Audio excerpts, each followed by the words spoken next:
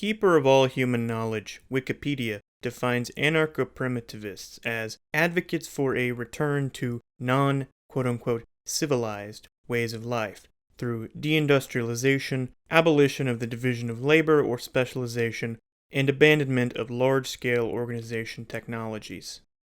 Basically, this means we all quit our jobs, burn our computers, and form tribes with our neighbors. I mean, it sounds nice, right?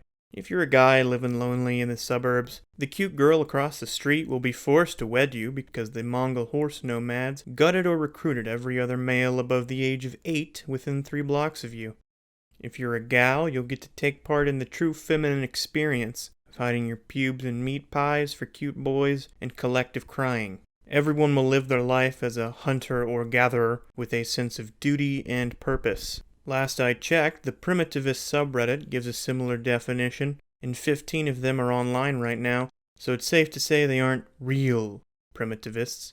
And that's one of the problems I'll be addressing in this video. The so-called anarcho-primitivists who still indulge in the manufactured labor of other human beings. My fellow grugs, no longer can we sit idly at our laptops posting 3,500-word threads retorting criticisms of our very serious ideology. Or rants by high schoolers such as these. Ever since I was a small child, I wanted to move into the woods. And now at 14, I just ignored that as a dumb primal instinct. And now nearly at 15, I am an anarcho-capitalist. And I still am somehow, but I've always thought of myself as different. Call it teenage ignorance. Oh god, this is one sentence. Or just a ego. But I've always felt out of place. Like a found an identity in a facade, and just ran with it as my classmates think of me as a sleazy hustler, but I'm still popular because of my political antics and I'm charismatic. The contemporary Thoreau goes on to say, I'm not for the eradication of modern technology personally. I am not quote-unquote radicalized enough to think it should be society-wide, but I've always felt like there was a void in me. There's the first period.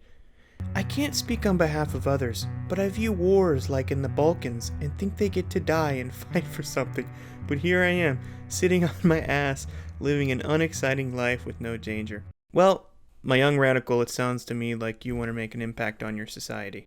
I understand that feeling. My only word of advice to you would be to find some property out in the middle of Montana and start making a list of all the people, particularly academics, who perpetuate ideological liberalism. Find their addresses, and the rest of this video is directed at skeptics of anarcho-primitivism, partly because there isn't a lot online about the ideology as a whole, and also because if you are an anarcho-primitivist watching this right now, you must have hijacked the internet of your local Forest McDonald's while scavenging for rocks. And look, I get the irony of the situation. How can I be an anarcho-primitivist while making YouTube videos? To answer that, I've created a bomb. This bomb, made of organic fertilizer, will explode my house, including all of my belongings, the moment this video is scheduled to upload. By the time you're watching this, I will have already fled to my nearest wildlife sanctuary, and maybe even found a nice doe to settle down with. So, here we go. Premise 1. Industrialization is the root of all humanity's unnecessary problems. So this is a bold premise. All our problems? That's ridiculous. Maybe some, but not all.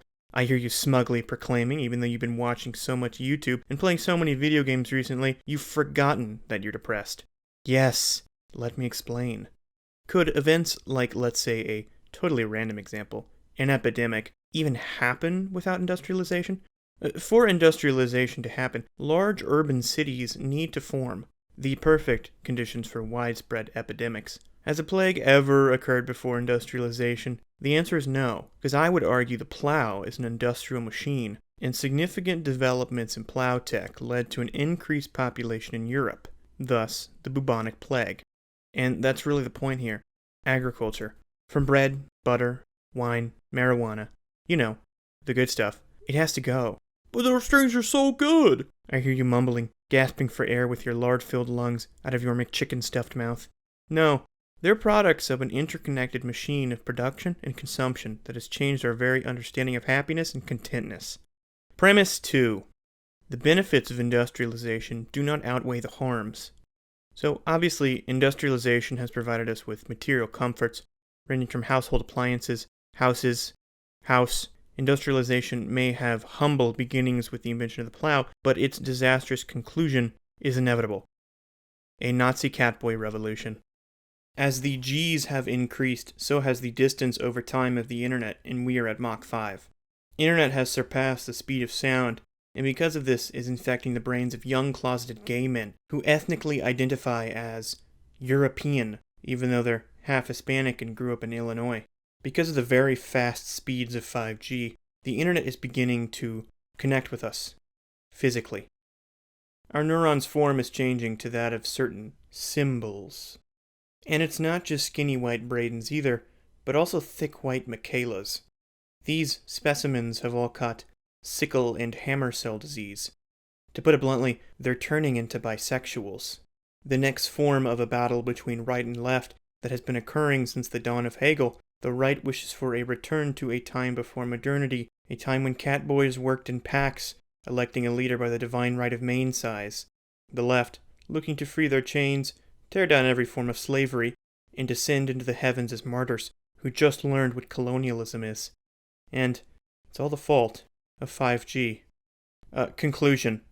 Humanity must return to a time before industrialization.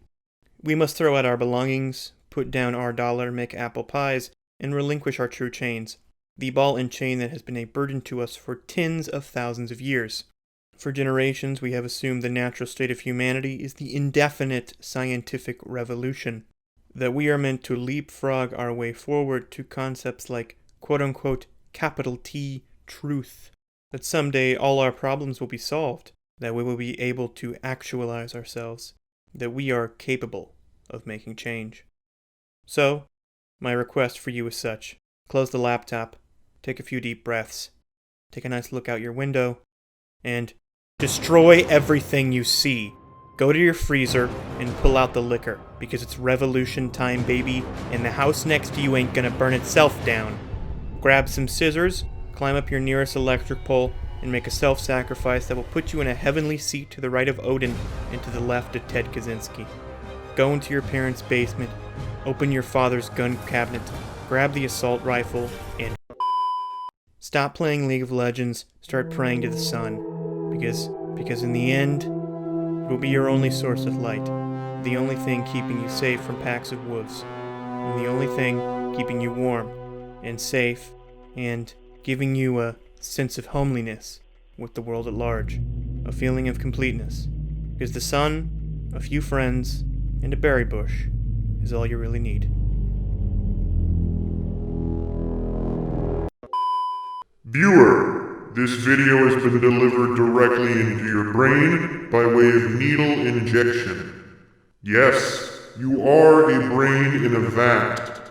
Get BTFO, Descartes. God isn't benevolent, and I am God.